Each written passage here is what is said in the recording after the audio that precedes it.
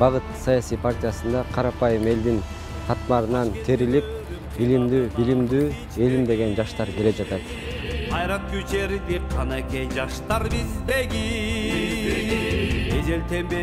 Жаңы шайлоо системасы боюнча жакында өтө турган парламенттик шайлоодо 90 депутат тандалып келет. Анан 54 партиялык ачык тизме аркылуу жана 36сы бир мандаттуу округдан шайланат. Азыркы тапта шайлоочулар арасында үгүт иштери кызуу жүрүп жаткан убак.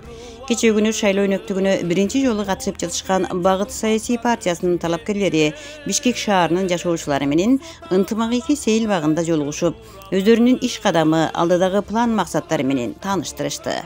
Партияда бар тең өзү кесипкөй чет жакта окуп келгендер бар. Кыргызстанда дагы көптөгөн жылдар кызмат өтөп, тажрыйбалуу коллегаларыбыз бар. Кудай буюрса биз элге кызмат кылып, жогорку кеңеште элдин талабын талашкан депутат болуп беребиз деп мен терең ишенем. Өзүм ишенгендей эле башка өзүмдүн коллегаларыма да ишенем. Чындыгында эле Багыт партиясынын багыты башкаларга караганда өзгөчөлүгү бар экендигин көрүүгө болот. Келгиле чогуу бардыгыбыз бир ынтымакта, биримдикте келечекти чогуу түзөлү. Биздин артыбызда келе жаткан жаш буун, урпактар эртеңки күнү биздин ата-бабаларыбыз Кыргызстан деген улуу өлкөнү түздөп кетти. Ошол өлкөдө биздин балдарыбыз, неберелерибиз, чөйрөлөрүбүз bir жаркын жашоодо жашасын десек кайдыгер болбойлу. Силерден мен көптөн көп суранып өтүнөм. Сатылбаңыздар, сатпаңыздар. Келечек мекен бир гана, жалгыз, ал биз үчүн гана. Колуңуздардан келсе, Багыт саясий партиясы колдоп, ошол биздин түзгөн программаларыбыз боюнча кененирээк таанышып, ой жүгүртүп туруп бизди колдоп бересиздер деген терең ишеничтемин. Бул күнү сөз алып сүйлөгөн талапкерлердин бир тобу өлкөнүн өнүгүүсүнө жаңыча кадам менен өзгөрүүгө өбөлгө түзө турган бир канча долбоор сунуштары бар экендигин белгилеп өтүштү.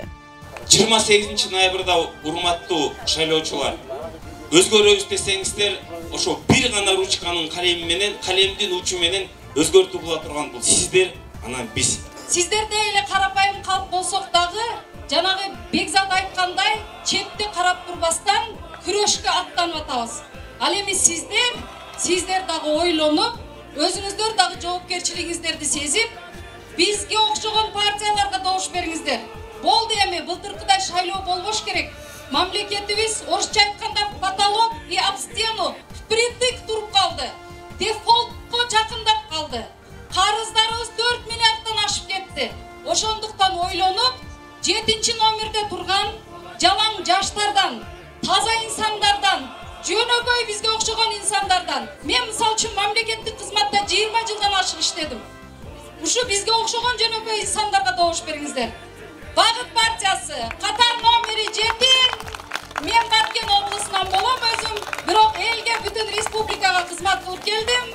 Буга чейинки шайлоолордогу элдин көкөйүнө көк таштай тийген эски адаттардан арылып, акылы болбосо дагы акчасына таянып, добуш сатып алып жүргөн эски жүздөрдөн эмес. Бүт өмүрүн өлкөсүнө арнагысы келген, эл алдында ак кызмат өтөөгө даяр турган жаңы жүздөрдөн куралган, ушул эле багыт өңдүү жаңы партиялардын келип кызмат кылуусу мезгил талап экендигин шаар тургундары дагы айтып өтүштү. Өзгөрө турган убакыт келди.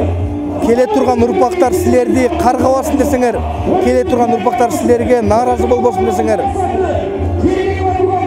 ушул 7-акылышта Багыт саясий партиясына 7 деген номерге салууну баргандан суранам.